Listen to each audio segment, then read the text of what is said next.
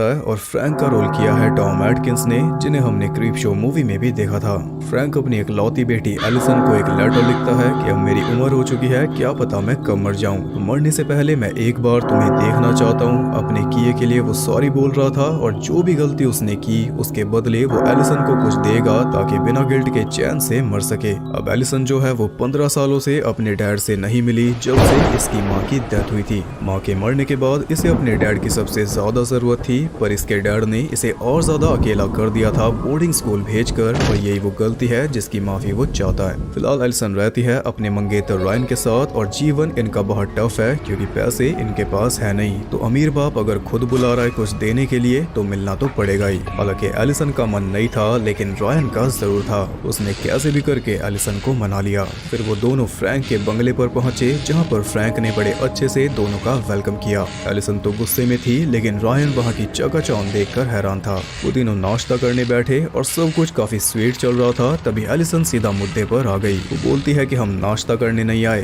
Point की बात बताओ। और फ्रैंक कहता है कि मैं अपनी गलतियों को सुधारना चाहता हूँ। मेरे पास 1 महीना बचा है, उसके बाद मैं नहीं बचूंगा, तो मैं चाहता हूँ कि तुम दोनों 3 हफ्ते के अंदर शादी कर लो 27 जून को, वो भी यहीं पर। सारा खर्चा मैं दूंगा और फिर जब मैं मर जाऊंगा तो ये सारी जमीन और प्रॉपर्टी भी तुम्हारी हो जाएगी। बस इतना मैं करना चाहता हूँ। ये सुनकर रायन तो पूरा का पूरा हिल गया, लेकिन एलिसन ने तो सीधा मना कर दिया जिससे वो दोबारा हिल गया। तो फ्रैंक भी एलिसन को आईना दिखाने लगा कि तुम्हें पैसों की जरूरत है और बिना कुछ किए मिल भी रहा है, फिर भी ये हाल है। ये सुनकर एलिसन तो उठकर चली गई, लेकिन रायन जानता था कि फ्रैंक सच बोल रहा है। फ्रैंक उसे एक सीक्रेट रूम तक लेकर गया जिसका दरवाजा हेवीली लॉक था। उसके अंदर एक पिट थी जिसे अच्छे से कवर कर रखा था क्योंकि उसके अंदर रहता एक मिनोकावा, एक ऐसा क्रिएचर जो सदियों से धरती के नीचे रह रहा है और जब भी वो ऊपर आता है तो होता है भारी विनाश, जैसा कि एक बार हो भी चुका है। ये बता रही है वहाँ पर लगी न्यूज़पेपर कटिंग। एक भूकंप आया था जिसमें हजारों जानें गई थी, पर फ्रैंक के मुताबिक वो कोई भूकंप नहीं था बल्कि मिनोकावा था।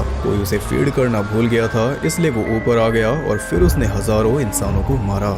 फ्रैंक जब 16 साल का था तब से इसकी देखभाल कर रहा है, यानी कि ये इसे खाना खिलाता है और इससे पहले खिलाते थे इसके पूर्वज। और क्योंकि ये मरने वाला है तो इसे भी ऐसा कोई चाहिए था जो इसके जाने के बाद इस मिनोकावा को फीड करता रहे, और वो होगा रायन। ये शर्त भी फ्रैंक ने उसके सामने रख दी क्योंकि एलिसन तो इस बारे में कुछ जानती नहीं। और मिनोकावा को खाने में चाहिए क्या, ज्यादा कुछ नहीं, बस एक जिंदा इंसान, वो भी 15 साल में एक बार, एक ही तारीख को, क्योंकि उस एक इंसान को बचाने में उसे 15 साल लग जाते हैं और तब तक वो शांत रहता है। अगर ना खिला पाए या खिलाना भूल गए तो वो खुद ऊपर आकर सबको मार देगा। तो इससे पता चलता है कि 15 साल पहले एलिसन की माँ कैसे मरी थी। फ्रैंक ने उसे मिनोकावा को खिला दिया था क्योंकि और कोई इसे मिला नहीं होगा, और जो गलती इसके बड़ों ने की थी वो ये करना नहीं चाहता था। इसी वजह से इसने एलिसन को खुद से दूर कर दिया, पर आज अपने स्वार्थ के लिए फिर से बुला भी लिया। अब जिस तारीख को मिनोकावा खाना खाता है वो है 27 जून, वही तारीख जिस दिन इन दोनों को शादी करनी होगी। तो शिकार ढूंढना भी ज्यादा मुश्किल नहीं होगा।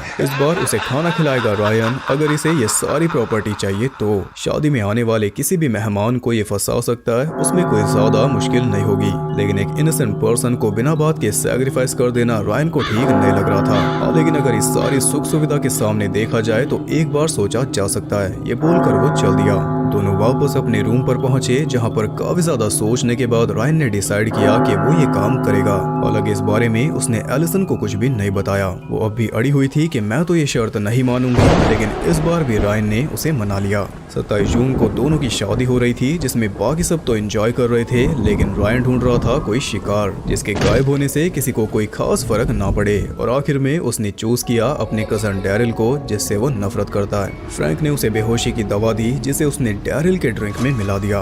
डैरिल के वो ड्रिंक पीते ही आधा काम तो हो चुका था, बाकी आधा रायन ने कर दिया उसे पेट तक ले जाकर। हालांकि रायन अब भी सोच रहा था कि ये काम करे या ना करे, पर इससे पहले कि वो ज्यादा सोच पाता डैरिल खुद ही पीछे लुढ़कने लगा। रायन ने उसे बचाने की कोशिश की, पर रायन के हाथ में रह गई सिर्फ उसकी बेल्ट। अब ये खुद को दिलासा दे सकता है कि मैंने तो बचाना चाहा था, लेकिन गिरा तो वो इसी की वजह से। किसी ने ड्रिंक में कुछ मिलाया, फिर यही उसे यहाँ पर लेकर आया। बेहोशी में वो लुढ़क गया तो गलती इसी की है। इसके बाद बाद फ्रैंक और रायन इस मोमेंट को सेलिब्रेट कर रहे थे तब फ्रैंक को पता चला कि रायन ने वो दवाई इसकी ड्रिंक में भी मिला दी थी क्योंकि वो वहीं पर बेहोश हो गया।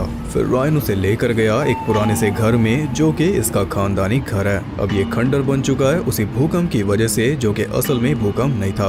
इसके ग्रैंड पेरेंट्स फ्रैंक से भी ज्यादा अमीर थे क्योंकि उनके पास भी एक मेनोकावा था जिसे वो फीड करना भूल गए थे, तो वही उस दिन बाहर निकला था और उसी ने सारी तबाही मचाई थी। यानी कि फ्रैंक के पास जो मेनोकावा है वो एक बच्चा है, ये पता चलता है पिट का साइज देखकर, जबकि रायन के पास जो मेनोकावा है वो उस बच्चे की माँ है, यानी साइज में कहीं ज्यादा बड़ी, और उसे फीड करता है रायन। इसका मतलब कि रायन अब से माँ और बच्चे दोनों को फीड करेगा क्योंकि फ्रैंक तो अब मरने वाला है। बच्चे को तो खिला दिया, अब माँ भी तो खाएगी। रायन का ये सीक्रेट एलिसन पहले से जानती थी। फिर फ्रैंक ने अपना सीक्रेट रायन को बताया तो रायन ने वो एलिसन को बता दिया और कुछ इस तरह इन दोनों ने ये पूरा प्लान बनाया जिसमें ये प्रॉपर्टी भी लेंगे और साथ में एलिसन का बदला भी। रायन ने उसे पिट में फेंक दिया जहाँ पर ये काफी बुरी मौत मरेगा। पहले तो शायद आराम से मर जाता पर अब मिनोकावा इसे धीरे धीरे बचाएगा। अगर ये जवान होता तो 15 साल मिनोकावा के पेट में सड़ता और अब तो जल्दी दम तोड़ देगा। खैर इसके बाद ये दोनों वापस अपने नए घर में पहुंचे जहाँ पर ये ऐश करेंगे ऐसा उन्हें लग रहा था। वो तो अपने में मस्त थे कि तभी घर से बाहर आया डैरिल, वो भी जिंदा, यानी कि ये पेट से बाहर आ गया और अब 12 भी बज गए, यानी कि मिनोकावा अब बाहर निकलेगा। एलिसन और रायन तो वहाँ से भागने लगे पर तभी मिनोकावा ने बाहर आकर उन पर अटैक कर दिया और इसी के साथ ये टेल हुई खत्म। तो इसमें मोरल ये था कि चालबाजी करने वालों पर चालबाजी उल्टी भी पड़ जाती है। पहले फ्रैंक ने की उन दोनों को बुलाकर और सोचा कि वो फंस गए, फिर उन दोनों ने की उल्टा फ्रैंक को फंसाकर, लेकिन आखिर में वो दोनों भी फंस गए। चालबाजी करने वाला ये सोचता है ना कि मैं तो सबसे शातिर हूँ, मेरे आगे कोई है क्या। तो यही इसमें दिखाया गया कि कहीं से कुछ भी आ सकता है, कोई भी चालाकी अननोटिस नहीं जा रही, एक बार में सारी निकल जाएगी। 10वीं टेल का नाम है डूडल्स।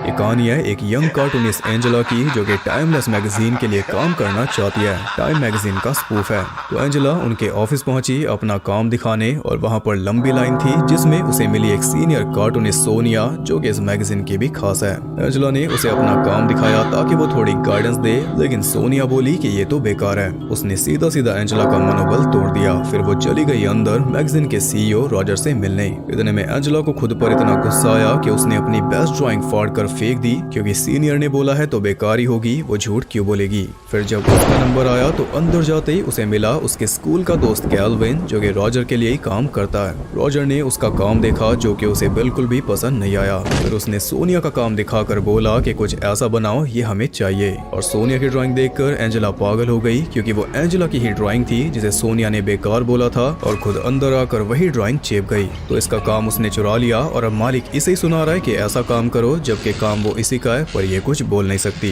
ट्रस्ट मी, ये फीलिंग मैं समझता हूँ। यहाँ पर एंजेला को इस दुनिया का थोड़ा सा अनुमान लगा पर इसे वो सह नहीं पाई। घर जाकर वो फोन पर अपनी माँ से बात कर रही थी और उसकी माँ ने एक शैंपेन भेजी थी जिसे तब खोलना है जब इसे काम मिल जाएगा। इसी बीच टाइमलेस मैगजीन में ही उसे सोनिया की फोटो मिल गई और कुछ तो वो कर नहीं सकती, इसलिए उसी के ऊपर ड्राइंग करके अपनी भड़ास निकालने लगी। सोनिया के आसपास उसने चूहे बना दिए जो उसकी आंखों को खा रहे थे क्योंकि आंखों से ही वो सबका काम चुराती है।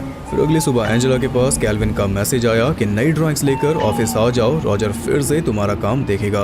एंजेला पूछती है कि तुम तो सोनिया के साथ जा रहे थे। तब कैल्विन उसे बताता है कि सोनिया तो कल रात मर गई और उसकी आंखों को चूहों ने खा लिया, सेम वैसे ही जैसे इसने ड्राइंग में बनाया था। अब एंजेला को समझ ही नहीं आ रहा था कि आखिर ये क्या हुआ, पर बिना ज्यादा सोचे वो पहुंची रॉजर के पास और इस बार रॉजर उसके काम से इम्प्रेस था। वो उसे लाइफ टाइम कॉन्ट्रैक्ट दे रहा था, लेकिन बदले में एंजेला को भी कुछ करना होगा, वो भी एकदम अभी। इसे कैल्विन को जॉब से निकालना होगा। रॉजर उसे काम से निकालने वाला था पर अब ये काम करना होगा एंजेला को। टर्मिनेशन लेटर में जो भी लिखा है वो इसे कैल्विन को बोलना होगा, तभी ये जॉब इसे मिलेगी।